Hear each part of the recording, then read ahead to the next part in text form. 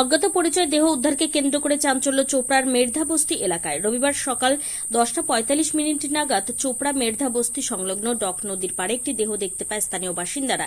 ঘটনার কথা জানাজানি হতেই এলাকার প্রচুর লোক দেহ দেখতে ভিড় জমান। ঘটনার কথা চোপড়া থানায় জানানো হয়।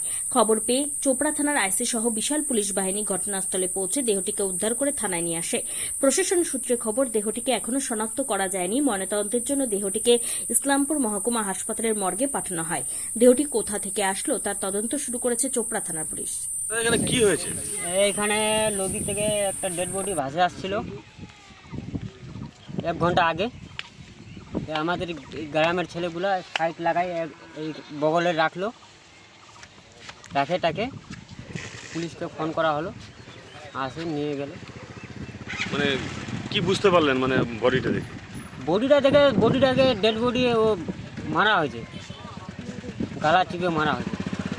গলায় কিছু ছিল? গলায় একটা উমাল ছিল বান্ধা। মানে এটা কি চেনা জানার মধ্যে আছে? না আমাদের এখানকার চিনা জানা নেই। এই জায়গাটা কোথায়? এই জায়গাটা মের্ধা বস্তি। আপনার নাম? আমার নাম সলিম উদ্দিন।